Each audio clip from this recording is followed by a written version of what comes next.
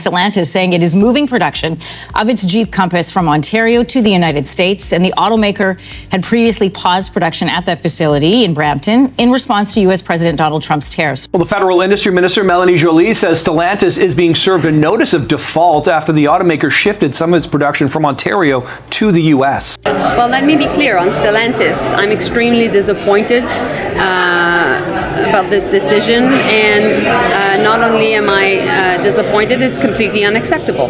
So we will fight for these jobs. We will fight for the jobs at Brampton. We'll fight for the jobs that were committed by Stellantis, and we'll fight for our auto sector. There are millions of jobs in the US and of course in Canada that are linked. We hear 25% tariffs. It's an existential threat because this would account on hundreds of thousands of jobs in Canada being lost. Breaking tonight, a line was crossed in North America's trade war, and Canada didn't hesitate. There was no quiet negotiation, no backroom compromise, no carefully worded press release designed to calm markets. Instead, Industry Minister Melanie Joly stepped forward and did something multinational corporations operating in Canada never expect. She served formal notice, not a warning, not a concern, a notice of default, and the company on the receiving end is Stellantis. Stellantis' decision to move production from Brampton to the US is completely unacceptable. So we're suing Stellantis because basically we had a deal, they broke it, and we want our money back. One of the most powerful auto giants on the planet. This wasn't politics. This wasn't posturing. This was Canada publicly accusing a multinational corporation of taking taxpayer money, breaking a signed deal, and abandoning Canadian workers in the middle of an escalating trade war. 7 words defined the moment, and every CEO watching understood the threat behind them. You broke the deal. We want our money back.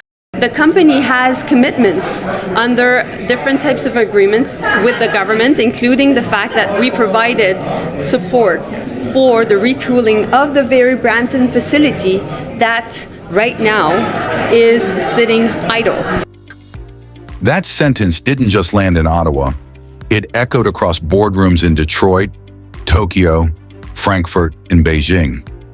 Because this wasn't about one plant. This was about whether governments still have the power to enforce economic sovereignty, or whether corporations can quietly chase subsidies across borders without consequence. Stellantis didn't stumble into this crisis. They negotiated it. Canada didn't hand out favors. It signed contracts, and those contracts were explicit. Taxpayer funding in exchange for Canadian jobs, job guarantees tied directly to facilities, and amendments that spelled out exactly where production was supposed to stay. Brampton wasn't symbolic, it was contractual. And yet, in the middle of a trade war where American tariffs are already destabilizing supply chains, Stellantis made a calculation. They looked south. They saw stronger incentives. They saw political pressure to bring production back to the United States. And they moved. 3,000 Canadian workers were sent home. Production shifted, and for a moment Stellantis appeared to believe this would be handled the way these things usually are. Quietly, diplomatically, with governments absorbing the damage while corporations move on. That's where they miscalculated, because Melanie Joly didn't show up to defend the government. She showed up to defend the contract, and she made it clear this wasn't a misunderstanding, it was a breach. 2 contracts. One tying funding to job numbers, another amendment tying those commitments to the Brampton facility itself. Read together, the message is unavoidable. Stellantis didn't just disappoint expectations. They violated a legally binding agreement backed by Canadian taxpayers. And Canada responded the way sovereign states respond when credibility is on the line. Publicly, legally, and without hesitation. This matters because of timing. This didn't happen in a neutral economic environment. It happened during an active trade war. The United States is using tariffs and incentives to pull manufacturing back across its borders. Companies are being forced to choose sides, and governments are under pressure to either compete or surrender. Joly said it out loud. The auto sector is already a casualty of American tariffs, which means when a company takes Canadian money and then abandons Canadian workers to chase U.S. incentives, it's no longer a private business decision. It becomes a strategic act. And Canada just signaled that those acts will be punished. The scale explains the reaction.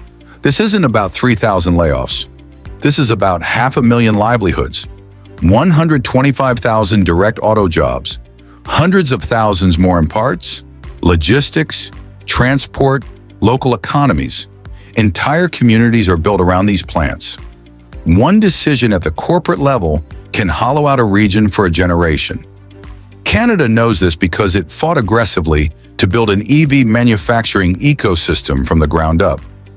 Billions committed, regulations streamlined. Political capital spent convincing companies that Canada could compete with the United States. Stellantis benefited from that strategy, signed the deals, secured the funding, and then tested whether the commitments actually mattered. Tonight, they have their answer. What makes this moment more dangerous for corporations isn't just the legal action, it's the precedent. Canada isn't just suing, Canada is drawing a line. Because if this move had gone unanswered, every automaker would have learned the same lesson. Canadian contracts are flexible, enforcement is optional, and the safest move is to follow U.S. incentives. Joly made sure that lesson never formed. Her strategy is colder than outrage and sharper than rhetoric. Maximum pressure paired with continued negotiation. Serve notice publicly, launch formal dispute resolution, and at the same time, keep talks open to protect the remaining jobs in Windsor and future battery investments. This isn't recklessness, it's leverage. The legal action protects the laid-off workers. The negotiations protect what remains. And together they force Stellantis to confront a choice: recommit or fight a government willing to escalate. And then Joly did something else that signals how serious this has become. She called out domestic division. Because in trade wars, unity is power. When a country presents a fractured front, corporations delay, divide, and escape accountability. When a country speaks with one voice, pressure compounds. Her frustration wasn't partisan, it was strategic. Because this fight isn't just with Stellantis. It's with every multinational watching to see how Canada responds when challenged. And they're watching closely. Toyota, Honda, Ford, GM. Every company operating on Canadian soil now understands the new rule. Taxpayer money comes with enforcement, contracts come with consequences, and trade war opportunism will be met with resistance. This is the shift. For decades, globalization trained governments to absorb corporate decisions quietly. Plants moved, workers suffered, officials expressed disappointment. Tonight, that era looks weaker. Canada didn't beg.